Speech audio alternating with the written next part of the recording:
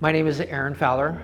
I was the educational program manager for the last year and a half at Cedar Creek Correction Center, and I've recently changed my job to the program coordinator in Transitional Studies, helping with open doors and GED and basic skills. While I was at Cedar Creek Correction Center as the education program manager, I was running the education program for Centralia College. Did everything from enrollment to financial aid, to guide them through their whole process. Even helped connect with reentry centers when they got out so that they had support in continuing their education. My story in basic, and I'll start way back, is I started as a pastor's kid and went through life, grew up, went through a couple Christian schools, got kicked out of a couple because I got in trouble. I ended up going to college, to Wenatchee Valley College, and went to be a ski instructor when my first experience with college. And during that time I just partied and didn't take school seriously. And after that I ended up being a surveyor for the Forest Service, and I surveyed and timber cruised almost every wilderness and wild area down in Oregon, which was an amazing job. I was living out of my truck and camping out for years. Learned a lot about nature and learned a lot about how things operate. Eventually in 2005, I got in trouble and I ended up going to prison for 10 years. I did some education, but while I was incarcerated, I worked. And I worked for Correctional Industries, and we traveled around the state and installed office furniture, and it really helped me get used to talking to people again. Because when you're incarcerated, it's tough to open up, it's tough to talk to people. You get used to being kind of secluded and on your own. You know you don't talk to officers, you know you don't talk to other people about things, and it's hard to talk. It's hard to get conversations going. And something that Correctional Industries really helped me with was getting out in the public and talking to people again. And it was a wonderful program. I did 10 years. And when I got out, there wasn't much options. It was either be a laborer or flip birders. And what do? I went and I was a laborer. I ended up hurting my back. And after I hurt my back, I couldn't be a laborer no more. And that's a challenging thing for somebody that's previously incarcerated or has been through challenges in life, because then there's not too many options. And where do you get options? School. In 2017, I came back to Centralia College, and I didn't know what to do when I came here either. I listened to my family, who suggested, why don't you get involved? And they said, not just get involved, but why don't you get involved? And it brings me to one of my weird little sayings that I like to say is, when you go to a fair, do you just go to the Ferris wheel and back to your car? Or do you go just have a corn dog and back to your car? When you go to a fair, you take the whole fair in. You see every booth, you go see the cows, you go see the plants, you're walking around. From my experience, I like to use the campus or the college as a fairground. Find out what everything is. Get involved. I got involved in student government. Did I think I was going to win? Nope. I ended up getting vice president the first year I ran.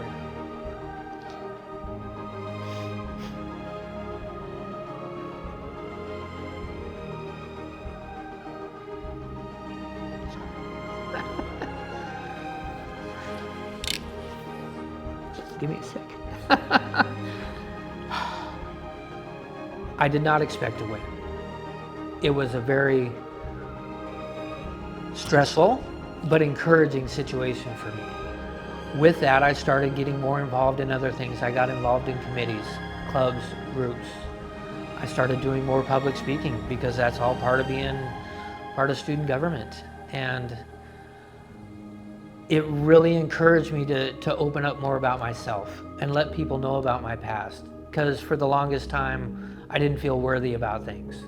I felt that I was somebody to be discarded, or, I did something wrong. How do I change that mindset? Through getting involved in being a part of student government, it really helped me realize You're advocating for every person on campus in student government. You're not just advocating for your group or special interests, you want to see everybody succeed. And I saw that there was a need for people that had been previously incarcerated to have support. And when I came back to Centralia College, one of the things that they did to help me is they weren't interested in what I did, they're interested in what I wanted to be. And they really helped support me and believe in me in those challenges. And it was life-changing. Helped with several voter registration events where we actually won national recognition. I actually got to go have dinner with the governor in the governor's mansion, representing our college, which is huge. After that, I started thinking about my past and thinking about what I had done. And while I was at school, I realized there wasn't much support for somebody that was previously incarcerated. I mean, we have like veteran centers, we have things for single moms, we have programs to help everybody. And I was like, well, why don't we have one for somebody who's previously incarcerated? And through research, I found that they have something that's called a reentry navigator that helps with reentry and helps with all sorts of wonderful programs and support for somebody that's been previously incarcerated. And I started advocating for getting a reentry navigator on campus. The next year, I ran for student government again, and I got president. During that time, I advocated for an educational navigator to be on campus to help with reentry, to help with somebody that is getting out of prison, that wants to come to campus, that needs somebody here for them. I wanted that job. That was my whole goal. That was I wanted to be on campus helping people. I was excited about it. But I thought to myself, I hadn't interviewed for a job in a long time. And interview experience is important. If you go into an interview and you're not ready, you're not ready. So what I did is I found a job that was education program manager at Cedar Creek Correction Center. I did it for practice. And what happened? They told me, you're the guy we wanted. You're the perfect person for this position because you've been here. Literally, I had been at the same institution, lived there for 3.5 years that I went and worked at. And it didn't really sink in until I walked into the same prison I was living at for 3 years to help. Some of the guys were back in, and I recognized, and I'm like, what are you doing here? And they're like, what are you doing here? And being able to tell them, I've changed my life. That's not me anymore. I'm here to help, so you don't come back here. And that's kind of the whole progression. For me, getting involved, putting yourself out there, and letting yourself be a part of things that are good and successful really helped change something up here. That changed that I can be a part of something good. I can help. I can be a positive influence to somebody. That is what really matters, is being able to change that mindset inside of, I am worthy of helping somebody. I am worthy of being a part of positive change because I am somebody that went through positive change. And that's really something that needs to happen, because a lot of times we have imposter syndrome, or we think that's not something I can do, when actually it's something you can do very well. After I've worked at Cedar Creek for 1.5 years, very rewarding, very fulfilling. A job came up at Centralia College working with youth and students that have gone through challenges. And I saw an opportunity to affect change at a lower age before they get in prison, before something bad happens.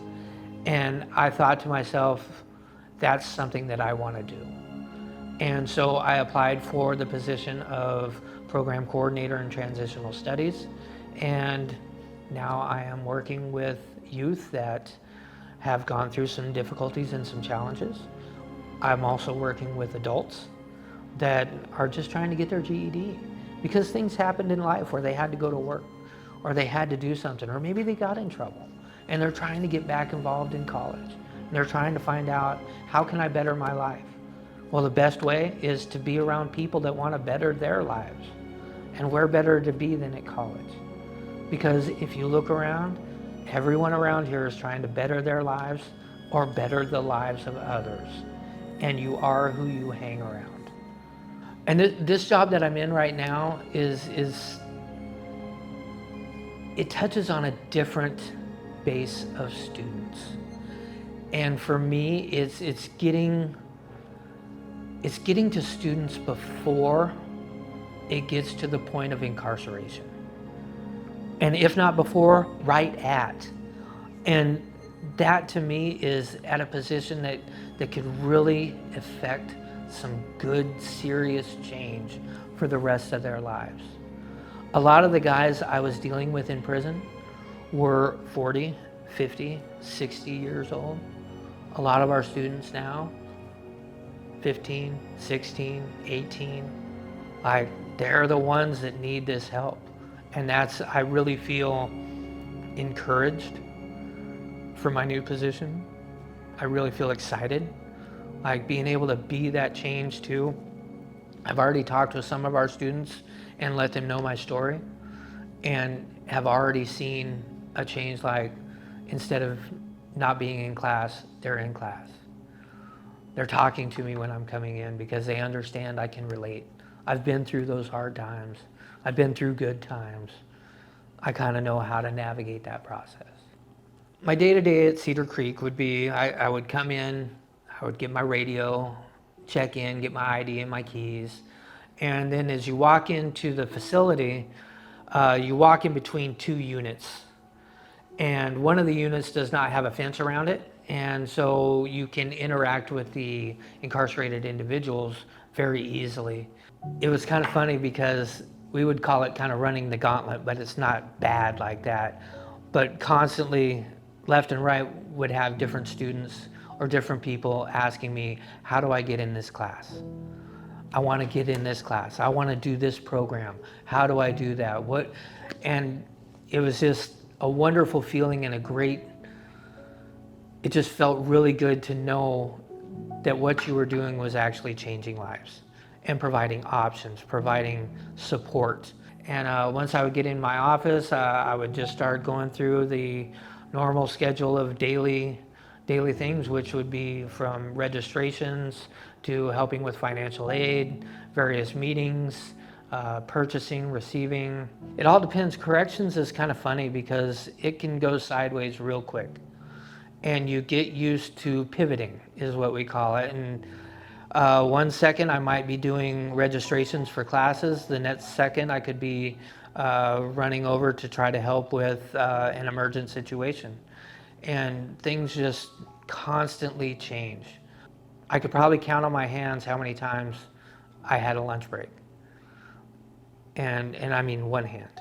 After we would get them enrolled in classes, after we had helped with FAFSAs, there was also purchasing, receiving, helping with the GED classes. They're actually getting their GED to where, and often we would get them their GED and get them right into AA classes and helping them achieve their AA before they got out of prison, which has been proven time and time again to help stop and control recidivism.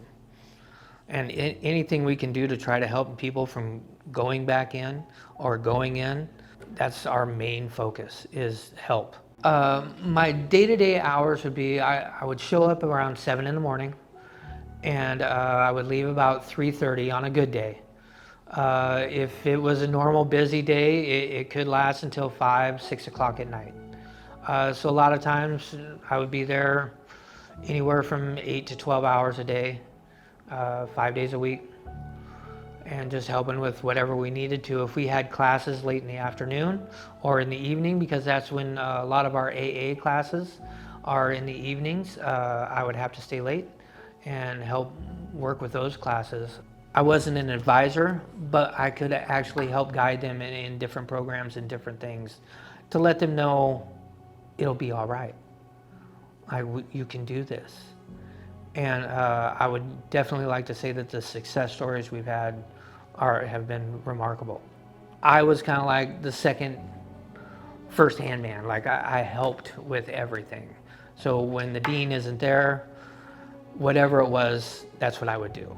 And I know it sounds really vague, but it's kind of hard to describe Centralia College in a nutshell. At Cedar Creek or in any incarcerated setting, they're not allowed to use open internet. And so when you go to college out on the streets, you can open up your laptop or your computer and you do all your registration, you do your application for going to college. All of those can be done online. When you're incarcerated, you can't. You have to have somebody help you with that. And so if we had to put somebody in a class, a lot of times we were sitting down doing registration forms on paper. We were applying for college on paper. So a lot of times, like I'm sitting there and I'm doing paper applications with these gentlemen, and then I would have to then go through and input these and submit them into Centralia College. Also with FAFSA and financial aid, we would have to help them with that. During that process, if anything came up and anything was wrong, we would have to figure out how to fix it. And spot fires, left and right. How do we fix this? How do we make it happen? And it's just go, go, go, which is a good thing. Through that process, we also help with like GEDs, basic skills. We have study skill classes, we have reentry classes. All of these classes need registration forms, need everything kind of lined up. We have to have the classes built. So I would sign up like fall quarter. What are we going to do for fall quarter? What classes are we having? So I would meet with the dean and we would figure out what classes we were going to have. Then we schedule them. What days are we going to have those classes? All of those things kind of fall into, so when I say like Centralia College in a nutshell, it really is like the college at Cedar Creek. And as far as all the purchasing, all the books, every quarter we'd have to order books. I did all of that. And so if you could imagine that, like I said, there's enrollment services, there's financial aid, there's also the library, there's also getting resources. There's also IT work, which luckily we have an IT person, but then we have to coordinate that. How do we get the students their laptops with the proper schoolwork assigned to those laptops? How do we connect with the teachers? A lot of times we would also do orientations for both students or faculty, which happen in the evening. And a lot with those, I would be helping show them how to deal with some security issues if they arose, how to use their keys, how to actually understand and communicate with incarcerated individuals, because it's different than on the streets. There's just a different mindset when you're in prison, and you have to be aware of that. It's a big job with a small title. I have currently changed my job position, and I am working here at Centralia College on campus as a program coordinator in Transitional Studies, which I am helping with Open Doors, which is a program for students that might have had difficulties in school or might have dropped out and want to get their GED, high school plus, or diploma, and don't fit the parameters of going to high school.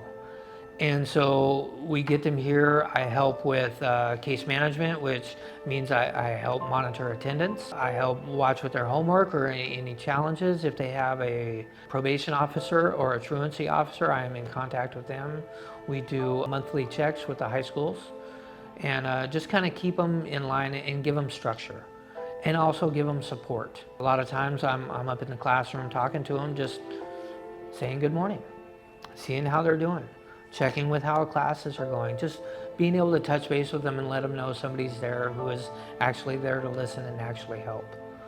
And the big difference is it's more of a person to person, more of a close relationship with being able to help. Once they achieve their GED or their high school diploma, I then help them navigate the process of getting into higher education and walking through that program. We are also trying to find ways to help them gain employment, because a lot of times if you don't have a GED or a high school diploma, you have a hard time getting a job. And so we are working with WorkSource and some other entities to try to figure out how to help support and give these students the tools they need to be able to succeed and be a part of the whole campus as a whole, and not feel like, I didn't make it through high school, I'm not going to be able to make it here. No, that's not the case. You didn't make it through high school, things happen. You're going to make it through here. That's why I'm here. And so with the case-by-case individual, like I might have anywhere from 20 to 30 students on my caseload. We monitor them in classes, and not monitor, but we make sure that they're attending. We contact them and let them know if they need any support, if they need any help. We watch their homework assignments. If they're truant or they have a case manager, as far as a parole officer, we keep in contact with them to ensure that they don't get in trouble. We want them to succeed. We want them to get done and feel like they've accomplished something that they've wanted to accomplish, and that they can do what they want to do, that this is just a little stepping stone in life that we all go through, and success is a possibility. So if a high school student wanted to work in corrections education, my advice would be, get involved. Don't just be the C2C student. What that means is class to car, or car to class. Find out what's on campus. Find out any clubs, groups. If there's not a club or group that you don't associate with or you don't find, you can make one. And you can find out that the college is very inclusive and will help you do what you want to do. They actually have a group that just does events. But getting involved and being a part of the college, a part of the campus, a part of the community, you start elevating who you are and what you want to be, because everyone else that you're around and people that you're associating with, they're all trying to do the same thing. Put yourself out there. Even though you don't want to, even though it might sound scary, might be frightening, find a way to get involved.